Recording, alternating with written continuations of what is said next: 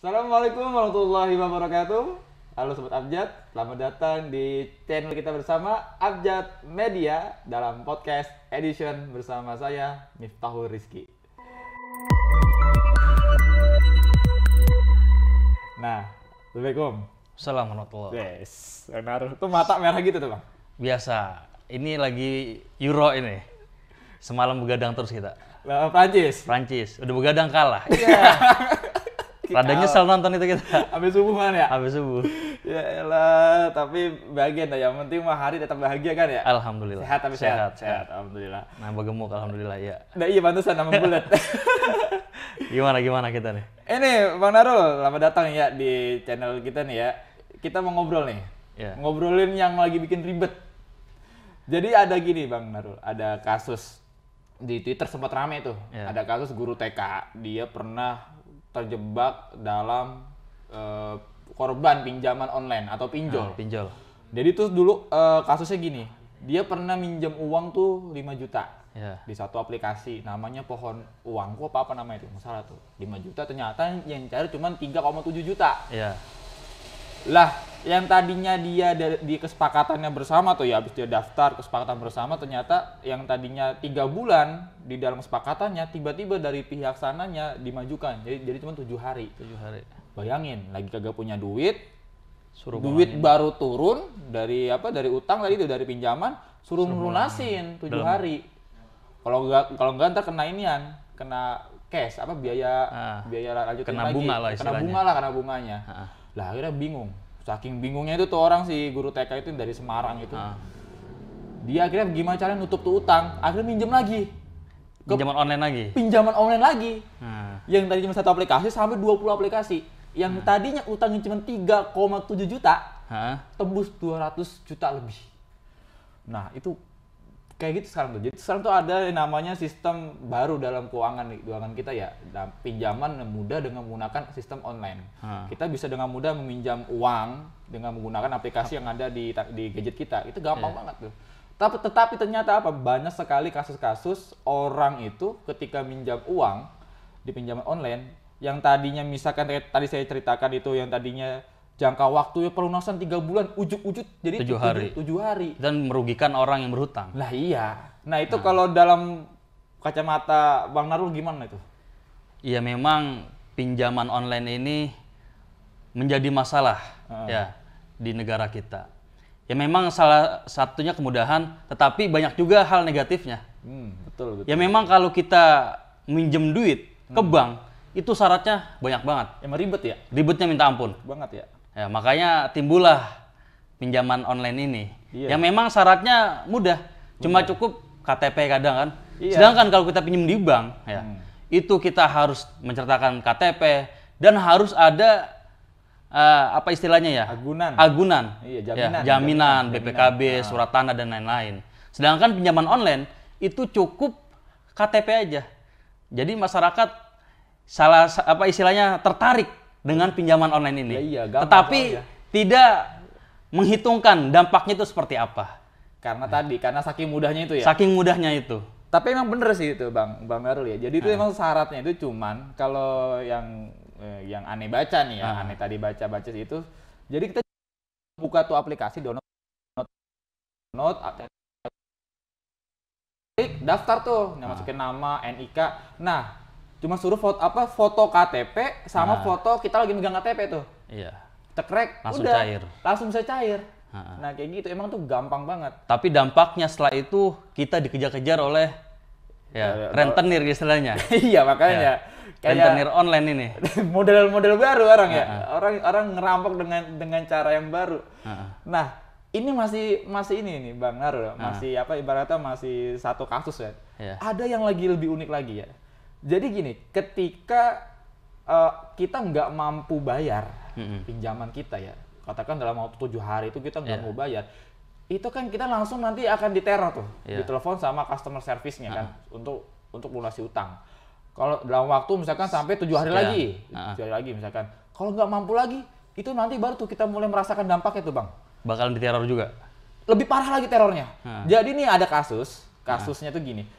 Orang yang tidak kuat bayar pinjaman, itu nanti dia si pihak aplikasinya itu bisa mengakses semua kontak yang ada di HP kita ya. Iya, betul. Dan bakalan orang yang istilahnya aplikasi ini itu menyebarkan bahwasannya kita punya utang di aplikasi tersebut. Bahkan ada beberapa kasus lagi yang disebabkan itu bahkan ibaratnya itu melecehkan dari si peminjam hutang tadi atau peminjaman si peminjam uang tadi, entah itu nanti foto-foto sebar atau apalah pokoknya aib-aibnya lah ya, dibongkar semuanya. Belum lagi teror secara fisik kan, ada debt collector datang ke rumah segala macam kan. Nah itu kalau menurut Bang Narul gimana tuh dalam kacamata Islam? Ya, kita dalam masalah hutang piutang itu ada asas namanya al-irfaq ya, asas belas kasih.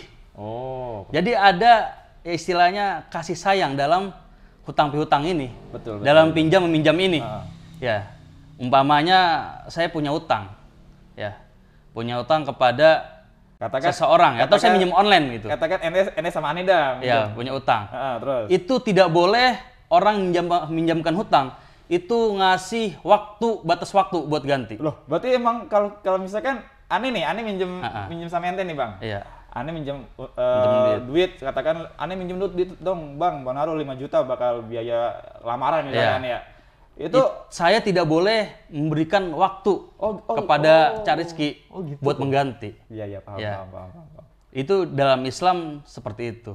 Ya, di dalam kitabnya Syekh Wahbah Zuhail mengatakan, ya istilahnya tidak sah seseorang apabila hutang kemudian cara menggantinya itu dibatasin waktunya.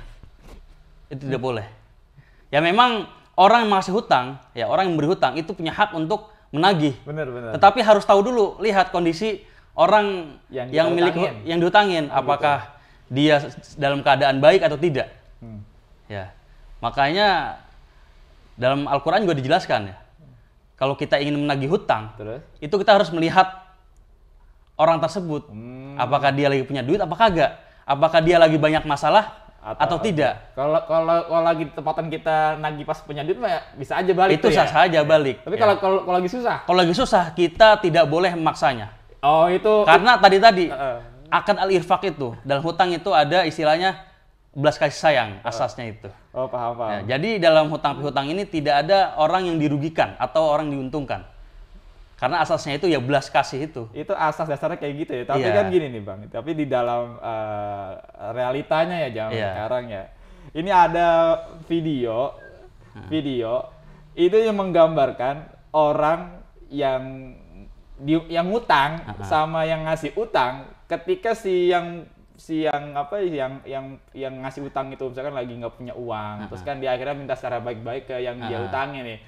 Itu malah lebih galakan yang diutangin tuh. Nah itu dia, itu tuh masalah, itu kasus tuh. Ya kadang juga kita orang Indonesia ya, udah ngutang ya terus ditagih susah, tetapi malah dia poya-poya, selfie terus istilahnya shopping dan macam-macam, makan di restoran. Kalau kayak gitu tuh, itu gimana itu? Ya itu istilahnya nggak punya pikiran itu orang, kagak punya keketeg, padahal punya utang sama kita. Ya, kagak punya keketeg, songong ya. Kalau kata Mandra, songong itu bocah. Kayak gitu. Udah tahu emang ngutang ya, kerjanya jalan-jalan mulu ya, jalan-jalan mulu, makan buat enak, dan pasti tagih. Pas tagih pura-pura sakit. Iya, pura-pura punya duit. Itu lagu lama. Iya, lagu lama kaset kusut namanya. Kadang aneh gini nih Bang Narul ya. Kadang tuh sama debt collector ya, mungkin citranya itu perlu. Tapi kalau menurut aneh buat nanggepin orang-orang kayak gitu tuh perlu tuh pakai debt collector itu. Debt collector. Daripada ntar ditagih galakan dia kan, lalu kita datangin lagi nih orang yang jauh lebih galak kalau lawan tuh. Lawan tuh debt collector kan. Tapi masalah nagih utang sih ya, masih kalau misalnya kita yang ngasih duit nih, kayak ngasih pinjaman. Suatu ketika kita lagi nggak punya uang, kita juga lagi kesulitan, dan kita tahu ada uang kita itu di seseorang yang dulu pernah kita pinjemin uangnya. Itu boleh nggak kita misalkan minta atau? Ya kita menagih boleh, cuma kita lihat lagi. Kalau memang dia benar-benar nggak punya uang juga, ya mau gimana lagi? Gitu. Iya. Tapi kalau tidak bisa kita paksa, kecuali memang itu tadi dia itu sebenarnya punya duit gitu. Cuma istilahnya ya segen nggak sih? Iya, segen buat bayar utang itu tadi.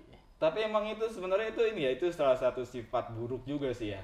Kadang kita ketika minjam uang itu mintanya manis, Tapi ketika ditagih, marahan dia. Malah marahan kita, Iya. mau keputusan kita. Itu memang kayaknya sih itu ya itu istilahnya gejala sosial masyarakat Indonesia mungkin ya. Seperti itu. Nah, ini kasusnya gini nih, Bang. Berarti dalam kacamata Islam gitu ya, ataupun moral lah secara keseluruhan, berarti kasus pinjaman online dengan cara menagih dengan cara intimidasi lah. Iya. Karena ini kalau tidak dibenarkan oleh syariat. Berarti masalah tuh ya. Masalah. Sampai bayangkan ya, sampai kita yang minjem ini, yang ngasih pinjaman itu tuh bisa mengakses seluruh informasi data, kita. Ya. Data KTP kita. Ya bahkan sampai kekerasan juga kan, sampai dipukul sama ini juga. Itu sudah keluar daripada asas pinjam meminjam. Benar. Ya itu sudah tidak dibenarkan oleh syariat agama. Berarti jatuhnya itu bukan pinjaman berarti, kayak bukan pinjaman, kayak rentenir ya. Itu bahaya juga berarti. Bahaya. Karena memang ya di Indonesia ini kasus apa istilahnya aplikasi ya.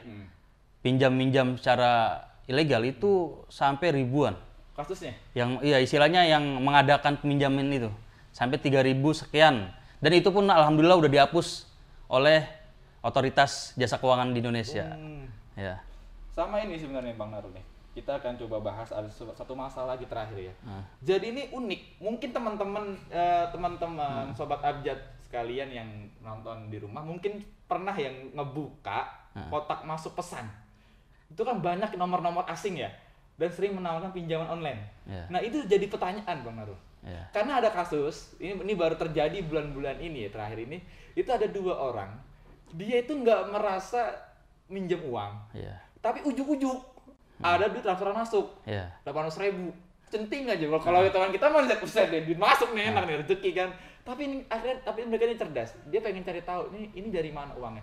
Ternyata uang itu masuk dari salah satu penyedia layanan pinjaman online. Padahal si masnya ini dia tuh nggak pernah tidak merasa berhutang, nggak pernah merasa pinjam, tapi ujuk-ujuk dia dikirimin uang transferan dan tiba-tiba ada telepon setelah nggak lama itu ada telepon untuk segera melunasi utangnya. Dan kalau misalkan dalam waktu 3 hari nggak bisa melunasi, nanti bakalan tagih lah macam-macam lah ya. Tagih, bahkan nanti akan dibuat fotonya dia, akan dijadikan poster, dicari kan sedang melarikan uang sekian kan, kayak gitu. Bahkan si debt collector ini dia bisa mengakses seluruh kontak masuk sampai ayah mertuanya itu sampai di. Inilah ya mungkin peran negara ya dalam mengawasi ini semua. Betul. Ya karena yang bisa mengawasi ini ya negara, yang mereka mempunyai perangkat-perangkatnya. Makanya harus diawasi benar-benar ketat untuk suatu perusahaan membuka jasa pinjaman online. Jangan semua pinjaman online disetujui oleh negara. Maka dari itu harus diawasi benar-benar ketat. Agar orang-orang perusahaan yang buka pinjaman yang nggak bener ini harus ya di-cut.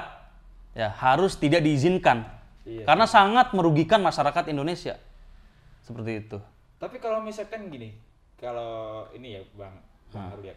Kalau misalkan aneh yakin mampu bayar dalam tempo waktu yang singkat, misalkan katakan aneh butuh uang cepat misalkan aneh butuh uang di hari Senin dan aneh yakin hari Rabu tuh aneh bakal bisa balikin. Terus aneh minjem di pinjol yang tadi tuh yang dalam kutip ilegal. Itu kalau menurut pandangan agama gimana? Boleh nggak kalau kayak gitu?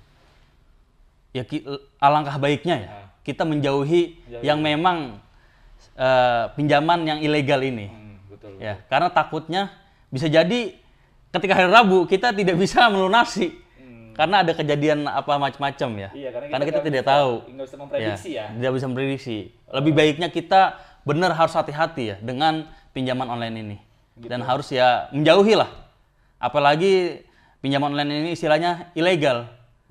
Ya memang ada pinjaman-pinjaman online yang legal yang diawasi oleh OJK dan disahkan. Oke, mungkin ini penutup dari kita. Seru banget ngobrol sama Bang Narul tentang pinjaman online. Ya, intinya hati-hati buat sobat abjad. Oke, intinya hati-hati buat teman-teman sobat abjad sekalian. Jangan sampai ya. Ketika kalian memutuskan untuk meminjam dalam pinjaman online, kalau misalkan kalian itu nggak tahu itu aplikasi apa, hati-hati. Ketika kalian salah mengklik untuk mendaftar, ternyata ilegal, semua akses data pribadi kamu, kontak, foto, apapun itu dapat diketahui oleh orang lain. Dan juga hati-hati dalam pinjaman online, bijaklah dalam menggunakan keuangan Anda. Dan saya berpesan di sini, jadilah warga negara Indonesia yang bijak dalam keuangannya. Mungkin itu saja dari kami. Selamat berbahagia dan tetap jaga kesehatan. Salam Sobat Abjad. Assalamualaikum warahmatullahi wabarakatuh.